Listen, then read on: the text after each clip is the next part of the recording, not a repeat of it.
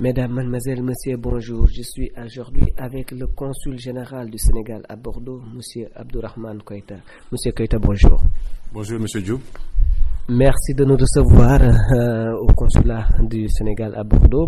Aujourd'hui, les élections s'approchent, l'organisation aussi s'intensifie, notamment dans la distribution des cartes d'identité et dans l'organisation. Qu'est-ce que vous pouvez nous dire par rapport à tout ça aujourd'hui?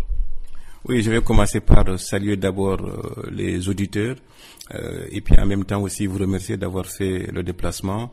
Bon, pour revenir par rapport à votre question, bon, aujourd'hui nous sommes à une semaine du 30 juillet et on a enregistré 2613 dossiers pendant la phase des inscriptions. Et par rapport à ça, il y a eu 2451 dossiers qui ont été validés, qui se trouvent dans le registre. Et pour la distribution des cartes, c'est vrai qu'on a reçu les cartes le 6 juillet et on a commencé d'abord par mettre un peu plus de temps sur Bordeaux parce que Bordeaux avait été à peu près à 70% du nombre de dossiers validés. Donc au jour d'aujourd'hui, on est à 900 cartes retirées au niveau de la juridiction de Bordeaux, donc ce qui correspond à peu près à 34 à 35%. Et on a prévu également de faire des déplacements, 2 ou 3 déplacements dans la juridiction pour permettre à nos compatriotes d'avoir non seulement leur carte d'identité biométrique et puis qui est couplée avec les cartes d'électeurs. D'accord. Dans certaines circonscriptions, on a vu qu'il y avait des cartes qui n'étaient pas arrivées à terme. Est-ce que cela s'est passé à Bordeaux aussi? Oui, c'est vrai qu'à Bordeaux, bon, il nous manque une 60aine de cartes. Bon, la difficulté est que déjà quand on faisait le tri, on s'est rendu compte qu'il y avait des cartes de Béziers qui est dans la juridiction de Marseille, qui étaient parmi nos cartes. Bon, certainement nos cartes aussi se trouvent, les cartes de Bordeaux, certaines cartes de Bordeaux, les 60aines de cartes qui nous manquent, se trouvent quelque part dans les autres juridictions ou bien des fois même dans un autre pays limitrophe. Bon, ça c'est la difficulté par rapport au manque de temps et surtout par rapport à les 6 millions de cartes d'électeurs qu'il fallait éditer en un temps record. Bon, c'est un exercice très très difficile, très très compliqué. Bon, c'était pas impossible qu'il y ait des cas comme ça, mais bon, on peut dire à Bordeaux que ça va parce qu'on a qu'une 60aine de cartes qui nous manquent et on espère les avoir la semaine prochaine. On a vu dans des juridictions comme celle de Paris ou en Italie que la file était longue et que voilà, les gens se bousculaient pour avoir leur carte d'identité. Est-ce que c'est le même cas à Bordeaux? Non, pas trop. Bon, c'est vrai que Paris n'est pas comparé à Bordeaux en termes de population. Bon, à Bordeaux, on a enregistré à certains jours à peu près 150 cartes de retrait. Bon, ça c'était 2-3 jours, mais après, bon, depuis un certain temps, le chiffre baisse, le nombre baisse. Hier, ils n'ont retiré qu'une 50aine de cartes. Bon, c'est vrai que nos compatriotes aussi ne se bousculent pas pour venir chercher leurs cartes, parce que comme je vous ai dit tout à l'heure, on est à 35% de retrait. Voilà. Et pourtant, on est ouvert du lundi au vendredi, tous les jours, même le 14 juillet, qui est un jour férié, le consulat était ouvert. Bon, d'ailleurs, je remercie le personnel, la DCNA, qui font un travail extraordinaire dans ce sens-là. Et puis, en même temps aussi, on a prévu 3 déplacements à Limoges, à Poitiers et à Angoulême, et un autre déplacement aussi vers le sud, Bayonne, Pau. Donc tout ça pour permettre à nos compatriotes de retirer leurs cartes. Bon, c'est vrai que ce n'est pas facile d'effectuer des kilomètres pour venir retirer les cartes, mais au moins pour nos compatriotes qui sont à Bordeaux, donc qui ont le privilège d'avoir le consulat dans la ville, donc de se déplacer, parce qu'on a enregistré 1800 dossiers des Sénégalais de Bordeaux, et pourtant aujourd'hui on est à 900, donc il manque 900, il y a encore 900 personnes qui ne sont pas encore venues retirer leurs cartes. Voilà, donc dans ce sens-là, bon, la densité qui se trouve à Paris ou en Italie ce n'est pas la même densité à Bordeaux. Bon, et puis les choses se passent aussi dans de bonnes conditions avec les partis politiques qui relaient l'information. Bon, donc dans ce sens-là aussi, je ne peux que remercier les partis politiques et remercier aussi nos compatriotes qui viennent et de manière civilisée récupérer leur carte et puis rentrer. Donc ça aussi, c'est quelque chose à souligner. Aujourd'hui, comme vous l'avez dit, on est à une semaine du scrutin. Qu'en est-il de l'organisation de ces élections elles-mêmes? Donc on est à une semaine, on se prépare. Bon, le changement majeur, c'est que Bordeaux, comme je l'ai dit tout à l'heure, c'est un seul lieu de vote dans la juridiction. Ça, c'est un problème à déplorer. D'ailleurs, quand je suis arrivé, j'ai fait une demande pour changer la carte électorale, mais malheureusement, c'est l'ancienne carte électorale qui a été reconduite. Bon, parce que ça, c'est dans les prérogatives du ministère de l'Intérieur, du ministre de l'Intérieur, qui peut valider la nouvelle carte électorale. Pour le moment, donc, c'est le statu quo. On reste avec l'ancienne carte électorale. Bon, deuxième chose qu'il faut noter et qui est une nouveauté, c'est surtout au niveau du nombre de bureaux de vote. Bon, pendant les inscriptions de 2012, on avait enregistré 1193 électeurs inscrits sur les listes électorales, et pendant la phase d'inscription récente, en 2017, on en a enregistré 2451. Donc ça signifie qu'il y a une progression de 105%. Bon, d'ailleurs, dans toutes les juridictions, Bordeaux a fait 105%, Lyon a fait 48%, Marseille a fait 10%. Donc Paris aussi n'est pas tellement loin de 15%. Donc voilà, pour vous dire que donc les 105% de taux de progression ont eu des conséquences. Donc du coup, au lieu d'avoir 2 bureaux de vote habituellement, là on va se retrouver avec 5 bureaux de vote à Bordeaux. Bon, déjà en termes d'espace, bon, l'élection, déjà l'information principale à donner. L'élection aura lieu au consulat général, au 142 boulevard du président Wilson, et le scrutin sera ouvert de 8h à 18h. Et donc, il faut qu'on trouve un aménagement pour les 5 bureaux de vote. Et ce que je demande à mes compatriotes, c'est surtout que chacun est responsable. En fait, c'est une responsabilité collective pour que ces élections se passent dans de bonnes conditions.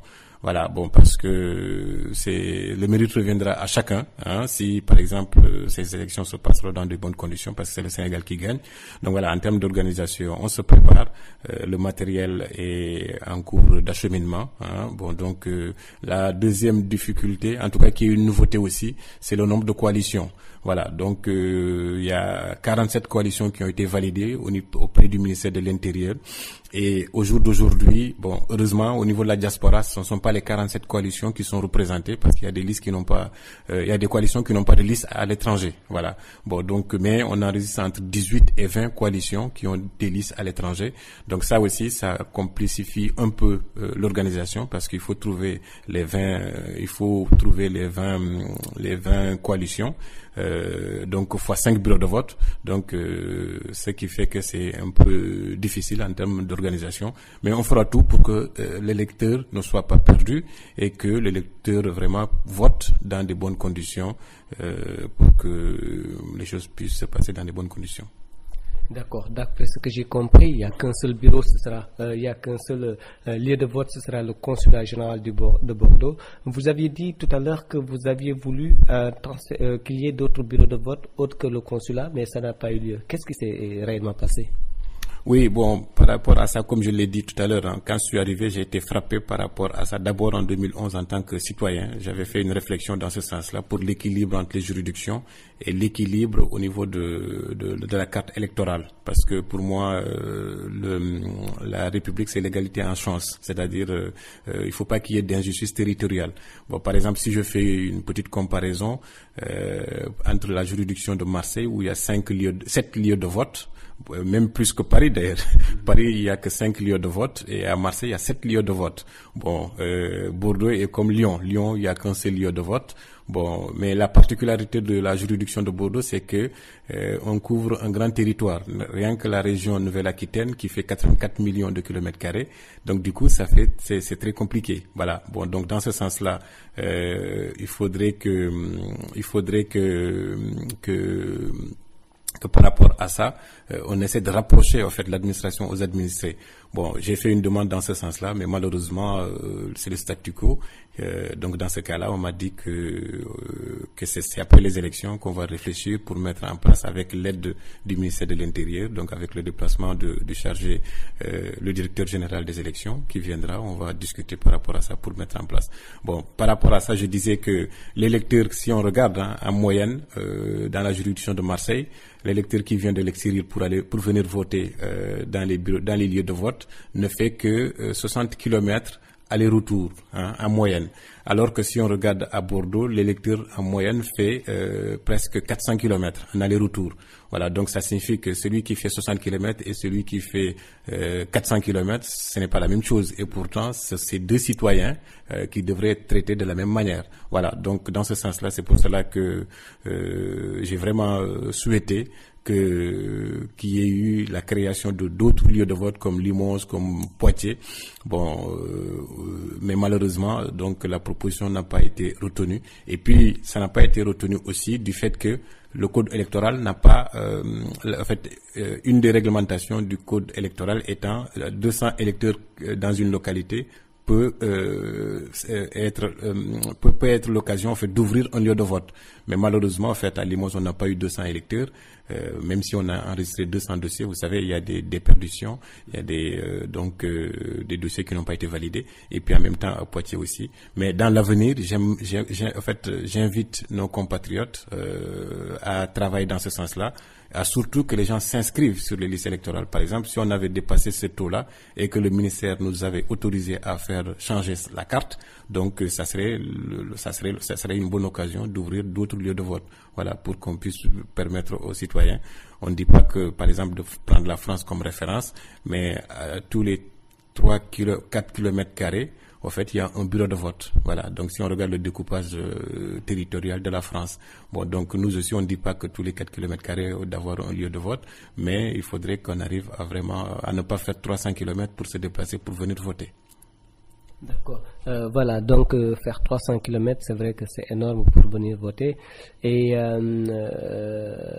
quel message lancerez-vous à la communauté sénégalaise? Alors, le message que j'ai à adresser à la communauté, c'est d'abord remercier l'ensemble des compatriotes pour d'abord, depuis le début du processus, bon, je les ai associés. Bon, j'ai commencé d'abord par associer les partis politiques. Depuis le 23 décembre, on a tenu une dizaine de réunions à chaque étape. Donc, je convoque les partis politiques pour prendre des décisions. Et donc, c'est ça qui a été notre relation de travail. Et puis, en même temps aussi, donc remercier les compatriotes. Ils se sont inscrits en masse dans la phase inscription. Et à chaque fois que je me suis déplacé à 8 reprises dans la juridiction. Et à chaque fois que je me déplaçais aussi, vraiment, c'était dans la bonne ambiance. Et c'était avec un climat de sérénité, d'accueil, d'hospitalité. Et surtout, des fois même, certains dépensaient de l'argent pour la nourriture. Voilà, vraiment, on était toujours bien accueillis. L'accueil était chaleureux. Donc ça, je ne peux que les remercier. Et puis chacun s'est mobilisé aussi à son niveau pour mobiliser, pour que les gens viennent s'inscrire. Donc c'est ça qui nous a fait d'ailleurs à un taux de 105% de marge de progression. Bon, ce que je peux dire aussi, c'est que l'élection, c'est l'occasion pour le citoyen de pouvoir s'exprimer. C'est ce que j'ai dit à tout un chacun. Bon, c'est vrai que le Sénégal n'est pas la Belgique où le droit de vote est une obligation. Sinon, à défaut, c'est une amende qu'il faut payer. Mais je pense que il faudrait que si on veut aller vers plus de démocratie et que nos institutions soient stables, il faudrait que chaque citoyen ait la possibilité de s'exprimer et que chacun s'exprime, parce que c'est la meilleure manière en fait de prendre en compte son avis. Parce que si on a 50% qui ne s'expriment pas pour le vote, et après l'élection et que ces 50% s'expriment par les médias, mais ça va créer des problèmes d'instabilité. Parce qu'on les a pas comptés, en fait. Leur choix n'était pas considéré avant. Voilà. Donc c'est pour cela que j'invite chacun d'entre vous de venir faire son devoir civique, donc venir s'exprimer par son vote. Et en fonction de ça, c'est cette manière-là qu'on peut faire avancer notre démocratie. Et puis aussi que ces élections, je demande à tout un chacun, on voit des violences un peu partout pendant la campagne. Ce sont des choses qu'il faut bannir parce que le Sénégal est un exemple en termes de démocratie. Nous avons fait 2 alternances et ces alternances démocratiques, ça montre qu'en fait il y a une certaine maturité et cette exemplarité devrait demeurer. Donc c'est pour cela que j'interpelle vraiment en dehors même de la juridiction de Bordeaux tous les Sénégalais, les citoyens, toutes les organisations, les associations, les mouvements religieux, les chefs religieux, l'État, toutes les organisations, vraiment à avoir des élections législatives apaisées, parce que Sénégal benn bopp la kenn mun ko xaar ñaar. On a hérité ça de nos anciens et donc dans ce sens-là, nous avons la lourde responsabilité de continuer à travailler dans ce sens-là pour que la paix demeure, pour que la stabilité demeure. Il faut qu'on ait un esprit de dépassement et de tolérance et c'est la meilleure manière qu'on peut garantir une nation. Voilà, donc dans ce sens-là, j'invite tous nos compatriotes à se déplacer, à venir voter. Le vote, ça sera de 8h jusqu'à 18h le 30 juillet au consulat général du Sénégal à Bordeaux et que toute personne qui a une carte d'identité biométrique pourra voter. Et puis ensuite, comme je vous ai dit, donc il y aura une vingtaine de listes et puis il y aura 5 bureaux de vote. Bon, par rapport à cela, voilà. Donc ce sont ces informations et surtout remercier la communauté pour au-delà même de cette phase d'élection par rapport à leur implication à la gestion du consulat. Voilà, comme je le dis toujours, ma réussite dépend de l'implication de tous les Sénégalais et je suis là pour tous les Sénégalais sans distinction d'ethnie, de religion, de parti politique ou une autre considération. Voilà, donc notre force c'est quand on est ensemble et vous-même je vous remercie d'avoir fait ces déplacements pour venir à chaque fois donner ces informations utiles à la communauté. Est-ce qu'il y a des directives par rapport à ceux qui n'ont pas encore reçu leur carte d'identité le jour des votes? Alors, il y a eu des discussions, c'est une question importante. Il y a eu des discussions, d'ailleurs les discussions continuent. Certaines coalitions avaient demandé à ce que les personnes qui n'ont pas reçu leur carte d'identité puissent voter avec un récépissé qui sont dans le registre, ou bien par exemple que ces gens-là puissent voter avec leur carte d'identité numérisée, une ancienne carte d'identité ou un passeport. Bon, le président de la République, son excellence Macky Sall, est favorable par rapport à ça, mais malheureusement, comme vous le savez, bon, il y a 47 coalitions, certaines coalitions ne sont pas d'accord. Bon, quelque part qui se justifie, parce que ça peut aussi être au moins pour ne pas sécuriser notre élection. Voilà. Bon, mais ce qui est important, c'est surtout par rapport à toutes les personnes qui se trouvent dans le registre. La seule chose qu'on peut espérer vraiment avant le 30 juillet, c'est surtout que chacun puisse avoir sa carte et puisse voter dans la sérénité. Bon voilà, pour le moment, comme je vous ai dit, nous à Bordeaux, il nous manque une 60aine de cartes et ça se trouve que ces cartes sont soit à Paris ou à Bordeaux, ou à Lyon ou dans une autre localité. Mais on a déjà saisi le ministère de l'Intérieur pour signaler cette difficulté. Donc par rapport à ça, bon, la directive, c'est de dire qu'on attend jusqu'à la semaine prochaine comme ça pour avoir beaucoup plus de visibilité par rapport à ça, mais tout en ayant l'espoir que ces centaines de cartes seront retrouvées avant le jour J, Inch'Allah. Inch'Allah, et merci beaucoup, monsieur le consul. Merci beaucoup, monsieur Diop.